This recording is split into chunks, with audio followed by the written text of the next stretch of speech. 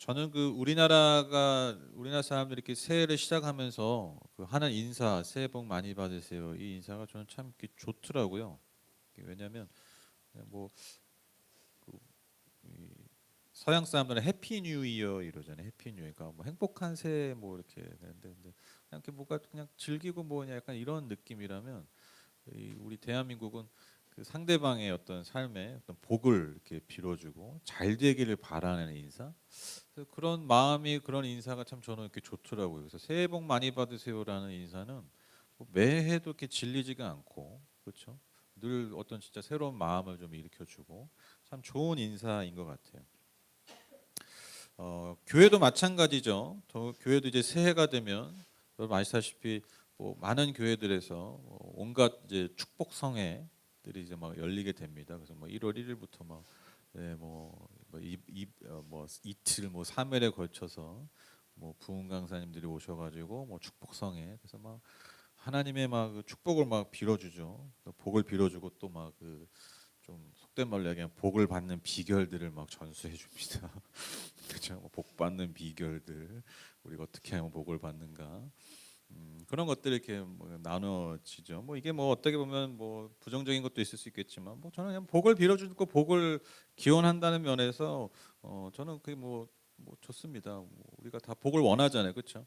우리가 뭐 저주를 원하고 살고 있지는 않잖아요, 그렇죠? 그래서 복을 빌어주고, 물론 이제 그게 잘못된 방식으로 하나님 앞에 나아간다는 면 물론 문제가 있겠지만, 그 마음의 어떤 우리의 간절함들, 그것이 서로 공유되어지고 또 복을 빌어준다는 것은 저는 전혀 나쁘지 않다고 생각합니다. 그런데 우리 너무 잘 알죠. 뭘 잘 아냐면, 우리가 복을 빌어주고 또 복을 받기를 원하지만 우리가 또 한 해 살아갈 2024년이 여전히 만만하지 않다라는 걸 우리는 잘 알고 있습니다. 그렇죠? 그래서 우리가 생각하는 복, 또 우리가 서로에게 빌어주는 복보다 사실 우리가 피하고 싶고 되도록 같이 하고 싶지 않은, 통과하고 싶지 않은 일들이 우리의 삶에 더 자주 일어날 수 있다라는 것.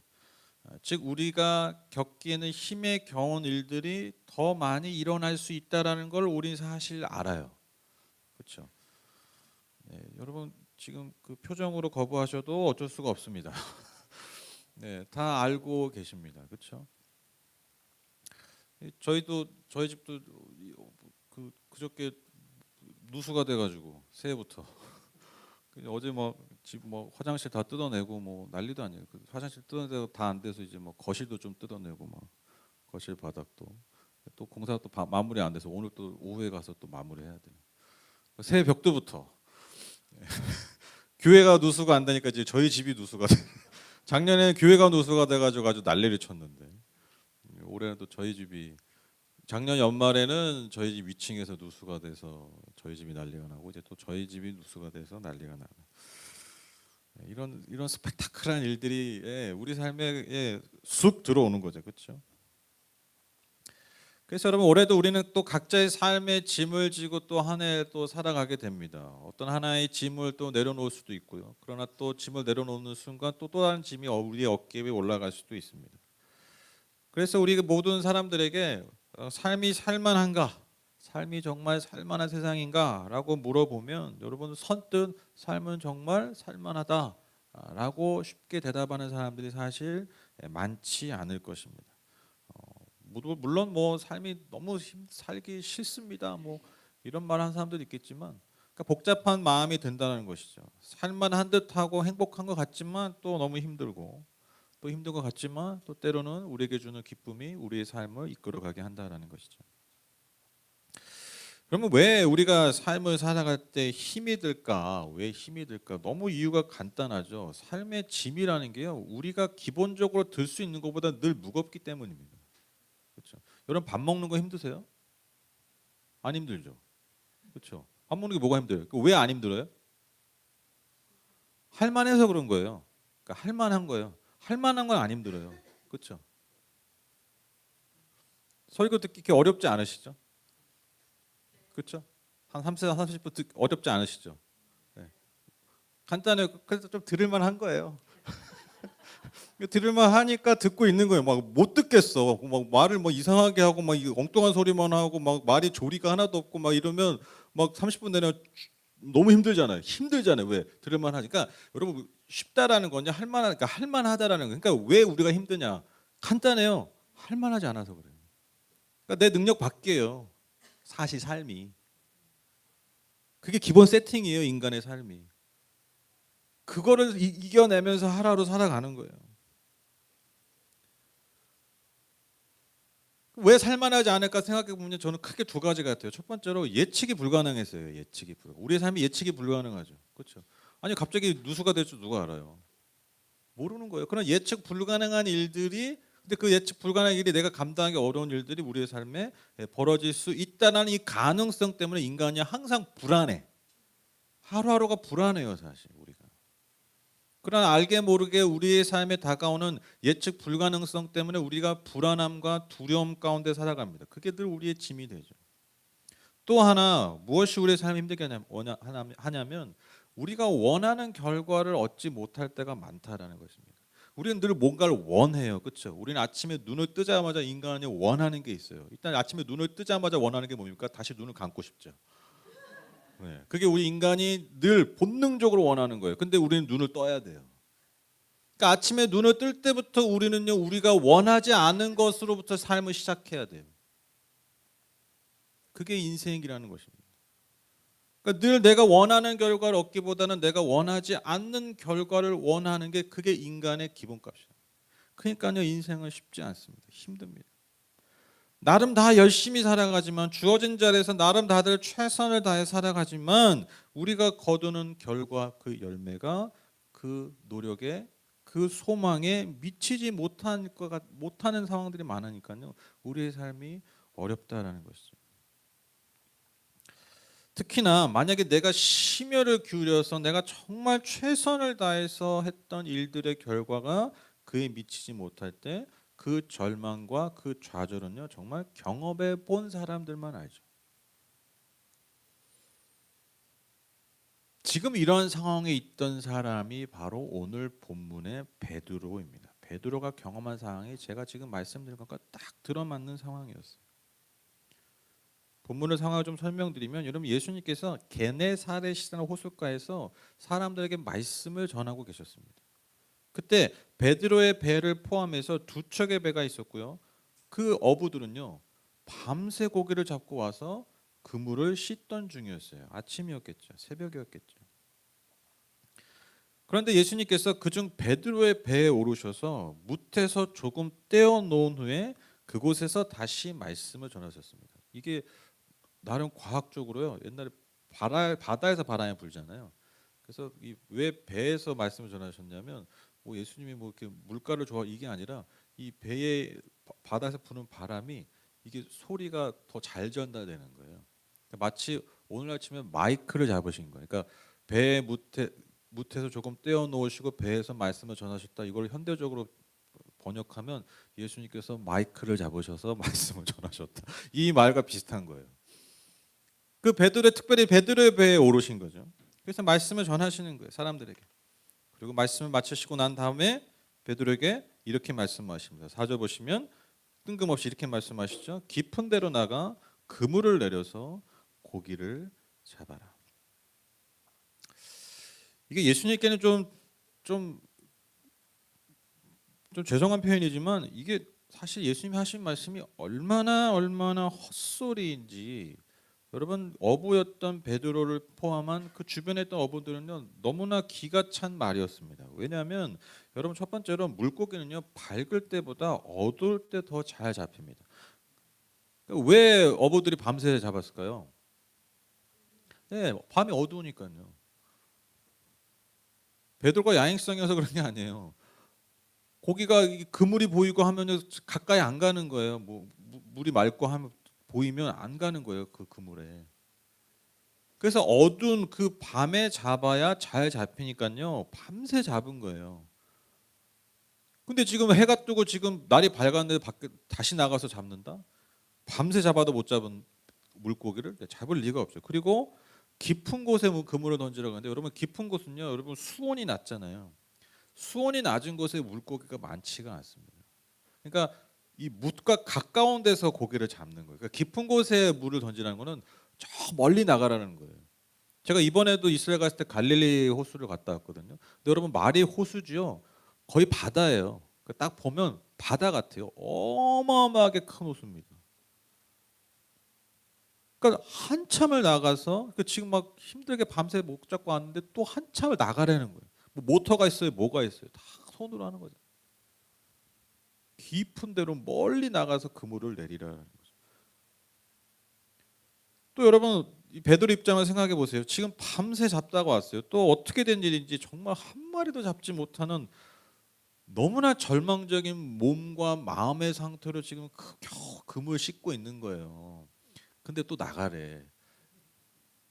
그러니까 여러분 이 예수님의 말씀 깊은 데로 나가 그물을 던져라 이 짧은 이 말이요 사실 베드로한테는요 정말 감당하기 힘든 말씀이었다라는 거예요. 이해도 되지 않고 내 경험과 내 지식을 초월하는 말이고 무엇보다도 지금의 내 상태, 내 감정, 내 육체의 상태에서는 도저히 반응할 수 없는 반응이라고 하면 사실 지금 예수님의 이 면상을 한 대 후려 갈겨도 이상하지 않은 그런 말씀이었다라는 거예요. 그런데 이 예수님의 말씀에 베드로가 놀랍게 반응하죠. 5절 보시면 뭐라고 말합니까? 시몬이 대답하였다. 선생님, 우리가 밤새도록 애를 썼으나 아무것도 잡지 못했습니다. 그러나 선생님의 말씀에 따라 그물을 내리겠습니다. 그러니까 왜 이런 얘기합니까? 그러니까 이 얘기예요. 선생님, 그러니까 예수님이 이제 뭐 주 그리스도가 아니라 그냥 랍비 선생으로 한 거죠. 선생님, 당신도 아시죠? 보면 아시죠? 지금 우리 지금 배 보이죠? 물고기 못 잡은 거. 그러니까 당신도 우리 상황을 아시죠? 그러니까 사실 지금 당신이 그런 말을 저한테 할 수 없는 거 아시죠? 내가 지금 그 말을 귀담아 들을 수 없는 상황을 다 아시죠? 근데 내가 당신의 말을 의지해서 당신의 말을 한번 믿어보고 당신의 말대로 내가 다시 한번 그물을 내려보겠습니다. 엄청난 믿음의 반응이죠. 설명하기 힘든 반응입니다. 이건 뭐 인간의 어떤 반응이라보다는 어떻게 보면 하나님께서 성령을 통해서 살아계신 영을 통해서 베드로에게 역사하셨다고 볼 수밖에 없는 그런 반응이에요. 어찌됐든 그는요 예수님의 말씀대로 정말 깊은 곳에 나가서 그물을 던졌고 정말 놀랍게도 자기 배뿐만 아니라 다른 배가 마치 가라앉을 수 있을 만큼 그물이 찢어질 만큼 엄청난 고기를 잡게 됩니다. 그때 베드로가 깨닫게 하죠. 이분은 그저 랍비가 아니다. 그래서 베드로가 예수 앞에 엎드려서 말합니다. 주님, 나에게서 떠나십시오. 나는 죄인입니다. 성경에서 하나님을 직접 대면했던 자들이 항상 고백했던 이 고백이죠. 그 경외감 앞에서 내 존재가 얼마나 죄인인지를 깨닫는 거예요. 그래서 나를 떠나십시오. 왜? 내가 주님 그럼 내가 죽을 것 같아요. 왜? 내가 너무나 선명하게 보이니까. 그런데 주님이 이렇게 말씀하시죠. 두려워하지 말아라. 이제는 너는 사람을 낚을 것이다. 그러니까 사람을 건져내는, 구하는, 살리는 존재가 될 것이다. 새로운 사명과 소명의 삶으로 부르십니다. 그렇게 베드로와 야고보와 요한은 그물을 버려두고 예수님을 따르게 됐다라고 결론짓고 있습니다. 여러분 한번 베드로의 이날 하루를 여러분의 하루였다라고 한번 생각해 보십시오. 늘 하던 대로 정말 최선을 다했어요. 근데 뭐 늘 하던 일이지만 여러분 물고기 잡는 게 쉽습니까? 배 타는 게 쉽습니까? 여러분 늘 하시는 일 하시잖아요. 늘 하는데 적응되시나요? 예를 들면 뭐 2020년에 시작한 일을 2024년 되니까 뭐 4년 정도 하니까 이제 하나도 안 힘드시나요? 뭐 공부 맨날 하시잖아요. 근데 뭐 좀 나아지시나요? 네, 그렇죠. 맨날 어려워요. 뭐 부모님들 여기 계시지만 뭐 심지어 손주까지 보신 분들 계시지만 부모 노릇 한 20년, 30년, 40년 하니까 뭐 이제 뭐 세상에서 제일 쉬운 게 부모 노릇이에요. 뭐 그러십니까? 전혀 안 그러죠. 예. 네, 제일 힘들어. 그렇지. 내가 이 짓을 왜 하고 있나? 우리 신경자매도 가게 한 지 지금 한 4년 돼가나요? 4, 5년? 3, 4년? 이제 다 손에 있고 뭐 다 막 눈에 보이고 뭐 인간들이 이제 뭐 다 내 수족이고 뭐 그러나요? 더 싫어요. 저거 안 돼요. 늘 힘들어요. 매일 힘들어요. 매일 힘든 일을 또 하게 되는데 여러분 베드로가 어때요? 그날따라 한 마리도 못 잡는 거예요. 미치는 거죠. 미치는 거죠. 가게 문 여셨는데 막 어떻게 진짜 말도 안 돼. 손님이 한 명도 안 와. 이런 날이 있을 수가 있어요. 그러면 여러분 뭐 약이라도 하나 털어 넣어야 돼요. 못 버텨. 제정신으로 못 살아. 얼마나 여러분 열심히 노력했습니까? 막판에 돼서 여러분 한 마리도 잡으려고 얼마나 더 진을 빼면서 밤새 초조한 마음으로 걱정스러운 마음으로 이렇게 또 잡아가야 또 우리 처자식 먹여 살리는데 여러분 온갖 마음의 짐과 생각으로 여러분 밤새 그물을 내렸을 여러분 베드로를 한번 생각해 보세요. 그리고 그게 여러분이었다고 생각해 보세요. 여러분 얼마나 베드로의 마음이 힘들었을까요? 얼마나 절망적인 아침 해를 받겠습니까? 그때의 좌절과 절망감, 그 피로감을 여러분 생각해 보면요, 정말 가늠하기 어려운 아마 고통스러운 하루였을 거예요. 정말 그렇죠. 베드로의 인생에 있어서 어떻게 보면 가장 힘든 날이었고요, 가장 최악의 날이었어요. 그날이. 그런데 여러분 그 최악의 날에 주님이 그의 배에 오르셨다라는 거예요. 이게 중요한 겁니다. 여전히 나는 똑같은 일을 하고 똑같은 일을 하지만 어떻게 보면 가장 최악의 순간을 맞이했지만 주님이 그 배에 오르시고 베드로를 찾아가시고 그에게 말씀해 주셨다라는 것입니다. 여러분 우리의 삶에도 이런 순간들이 때로는 다가옵니다. 내가 배운 대로 내가 할 수 있는 대로 정말 최선을 다하고 노력하지만 내가 원하는 결과와 열매를 전혀 거두지 못할 때가 있다라는 것이죠. 마치 내 마음 같지 않은 세상을 정면으로 마주할 때가 있다라는 거예요. 그때의 좌절과 그때의 절망감은 우리가 이루 말할 수 없습니다. 여러분 그 절망의 순간에 우리가 무엇을 기대해야 될까요? 그럼에도 불구하고 무엇을 기대해야 될까요? 바로 내 삶에 찾아오시고 말씀하시는 바로 그 순간에 주님의 말씀을 그분의 은혜를 우리가 소망해야 된다는 것이죠. 그리고 그 베드로가 들었던 동일한 말씀을 우리도 귀담아 마음에 새겨 들어야 됩니다. 어떤 말씀입니까? 깊은 데로 나가 그물을 내려서 고기를 잡아라. 여러분 이 말씀의 의미가 무엇일까요? 깊은 데로 나가서 그물을 내려서 고기를 잡아라. 여러분 이 말씀은요 무슨 베드로가 앞으로 이제 고기를 많이 잡는 그 방법을 알려주신 게 아니에요. 이제 너 이제 인생 핀다. 앞으로 어떻게 고기 잡아야 되냐고? 무조건 깊은 데로 가. 상식을 뒤집어. 고기 잡아서 부자 되는 방법 알려주시는 게 아니에요.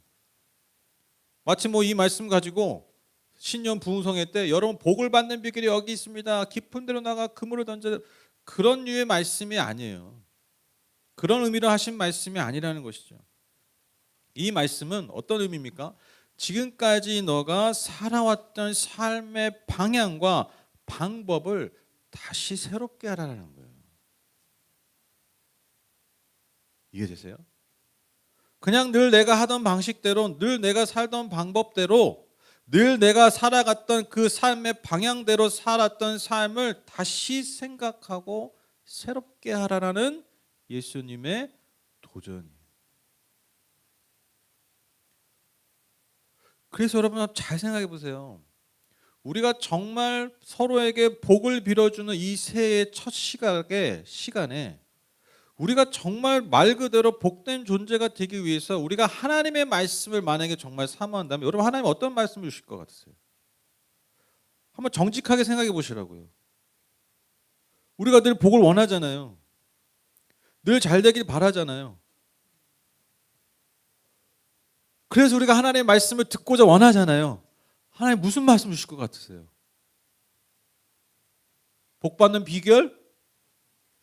방법? 반복론? 아니죠.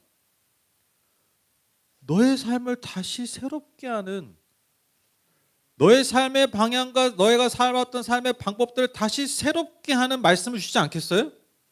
그렇죠? 너무 당연하잖아요. 늘 지금까지 살아왔던, 관성적으로 살아왔던 내 본능과 욕망대로 살아왔던 삶이 아니라 정말 내가 하나님의 복을 구한다면, 그래서 정말 하나님 내게 복을 받는 법을 알려주신다면 하나님 무슨 말씀하시겠냐고요. 야, 하던 대로 다시 열심히 해봐. 이게 아니죠. 깊은 데로 나가 그물을 내려 고기를 잡아라. 지금까지 네까지 했던 방법이 아니라, 지금까지 네가 살아왔던 삶의 방향이 아니라 그걸 다시 돌아보라라는 거예요. 너가 지금까지 살아왔던 삶,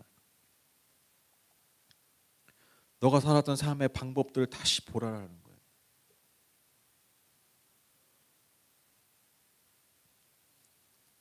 제가 그때 그 알버트 아인슈타인, 뭐 가장 유명했던 과학자죠. 상대성 이론을 얘기했던 그 과학자가 했던, 요즘은 그 상대성 이론은 더 유명한 말이 됐죠. 그분이 하신 말씀 중에 어제와 똑같은 삶을 살면서 오늘 다른 삶을 기대하는 것은 정신병 초기 증상이다. 너무 유명한 말이잖아요. 그분이 했던 말 중에. 어제와 똑같은 방향으로 살아가고 있고, 어제와 똑같은 방향성으로, 방법으로 살아가고 있으면서 전혀 다른 오늘, 내일을 기대하는 거는 뭐라고요? 정신병 초기 증상.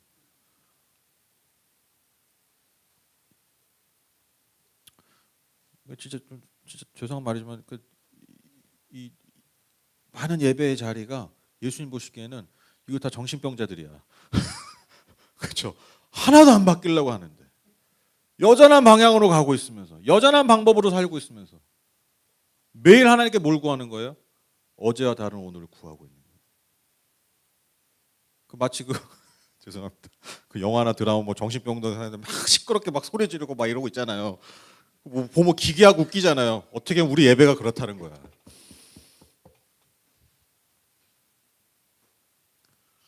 물론 하나님 그걸 은혜로 바라보시죠.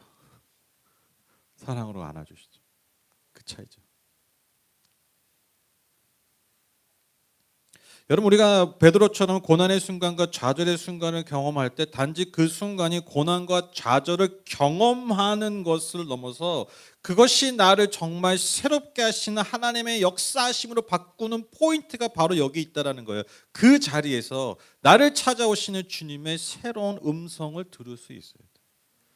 내 삶의 방향을 새롭게 바라보고 내 삶의 방법들을 새롭게 바라보는 그 순간을 우리가 바꿀 수 있어야 돼요. 그리고 정말 그렇게 그물을 내려보는 거예요.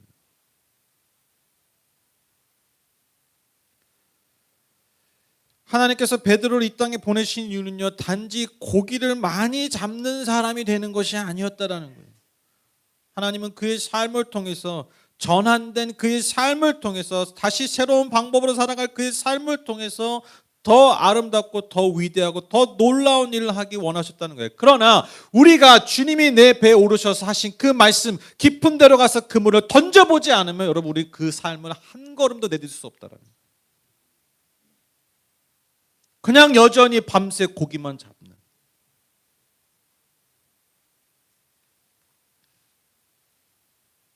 그래서 여러분 한번 잘 생각해 보세요. 하나님을 만났던 사람들이 하나님을 진짜 만나는 순간이 언제인 줄 아세요?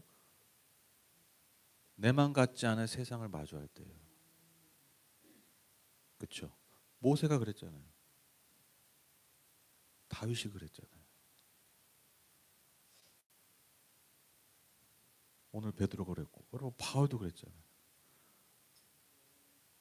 내 마음대로 내가 왔던 삶의 방향대로 살다가 그것이 철저하게 무너졌을 때,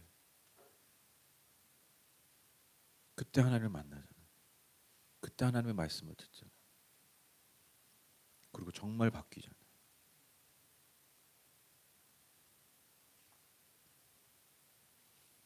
여러분, 하나님이 저와 여러분을 이 땅에 태어나게 하시고 존재하게 하시고 살아가게 하시는 이유는요, 그냥 열심히 수고해서 살면서 뭐 돈 많이 벌고 잘 먹고 잘 살고 뭐 누리고, 여러분 여기에 있지 않다라는 거예요.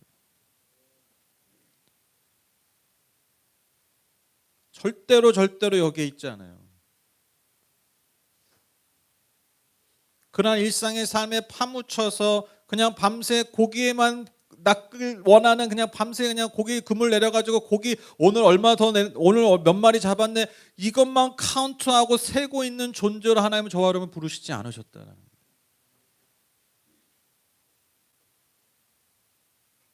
이것이 우리의 삶의 방향이 아닙니다.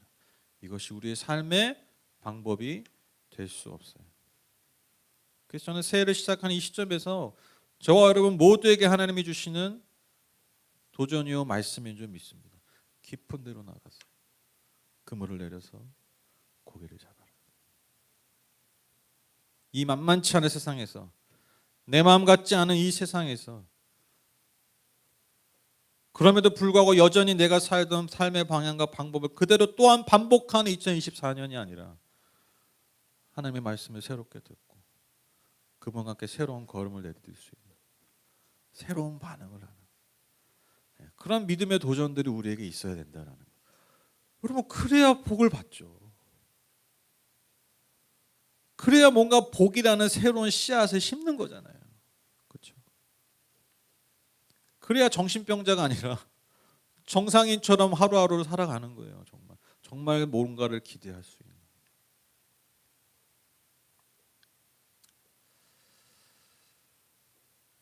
조선미 교수라는 분이 있어요. 이제 자녀 교육 관련해서 이제 심리 상담을 유명하신 분인데 요즘 그분 영상이 많이 돌아다니더라고요. 근데 그분이 굉장히 현실적이고 합리적이에요. 그분은 뭐 이제 제가 말씀드렸잖아요. 요즘 아이들은, 상담 온 아이들은 옛날에는 막 학대를 받고, 언어폭력, 부모한테 학대를 받고 막 그것도 사랑의 결핍 이런 것 때문에 애들이 망가져가지고 왔다면, 그래서 부모가 데리고 왔다면, 요즘은 부모가 너무 잘해줬는데, 너무 잘해줘가지고 애들이 문제가 돼서 오는 부모와 뭐 애가 뭐 인성이 이상해가지고 막 정신병에 들어가지고 막 오는 경우가 많다. 근데 이제 그분이 하신 얘기가 그거예요.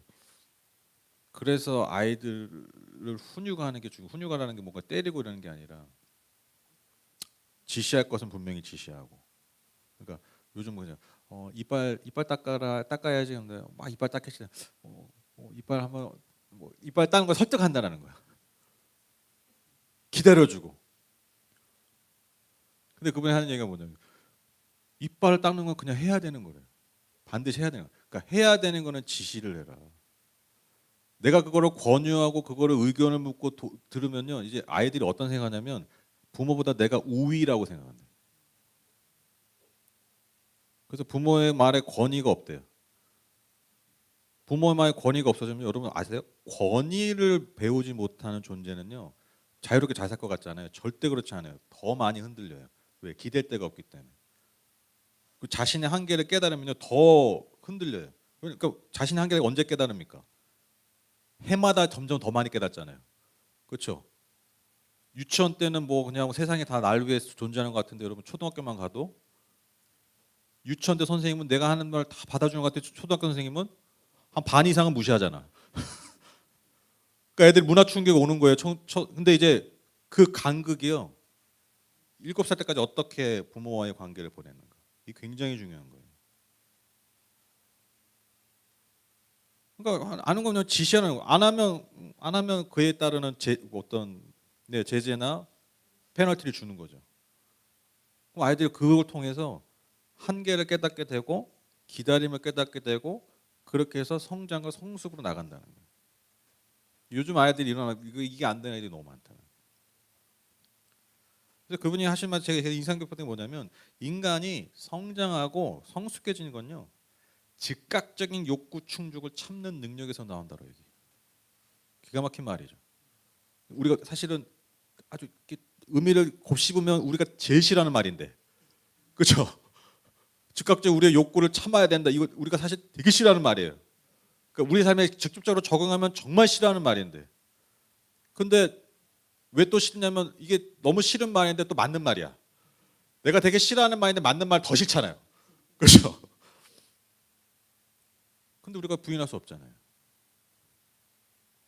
내가 원하는 대로 뭔가를 이루어지고 뭔가 즉각적 반응 오는 것이 아니라 그것이 멈춰지고 때로는 것을 기다릴 줄 아는 것들이 우리의 삶에 쌓일 때 사실 우리의 삶이 성장하고 진짜 성숙해지는 거 우리가 본능적으로 아니 경험적으로 너무나 잘 알고 있죠.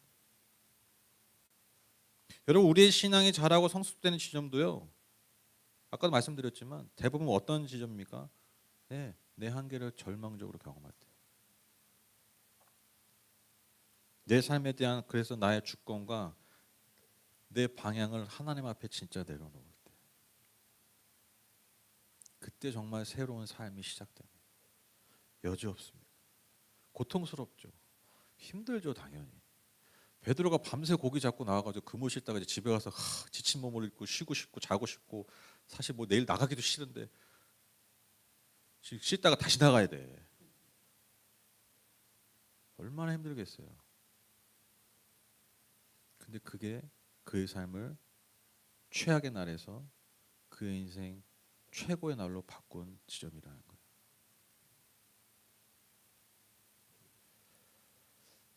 결론을 맺겠습니다. 오늘 설교의 제목이 와닿으시죠? 내 마음 같지 않은 세상을 살아갈 때. 제가 이 유튜브에 이 영상을 올릴 때부터 이 제목이 엄청 신경 써요. 제목이 엄청 어떻게 하면 클릭을 한 번 더 하게 할까? 뭐 얼마나 하겠냐면, 그러니까 이게 진짜 우리 마음의 그 한 구석에 있는 늘 마음 아닙니까? 여전히 내 마음 같지 않은 세상 사람을 대하면서 살아가실 텐데 올해도 여전히 그렇게 살아가실 거예요. 우리가 그때 주님의 음성을 새롭게 들었으면 좋겠습니다. 정말 우리의 배에 오르시는 주님을 만났으면 좋겠습니다. 그래서 그분이 말씀하신 대로 우리의 삶의 방향과 우리의 삶의 방법을 내려놓고 그 말씀대로 깊은 데로 나가서 그물을 내려서 다시 내려서 그래서 주님이 우리에게 잡게 하시는 그 놀라운 열매들을 거두는 그런 저와 여러분 되셨으면 좋겠습니다. 그러한 시간들로 우리의 2024년이 아니 우리의 평생의 삶이 그렇게 채워졌으면 좋겠습니다.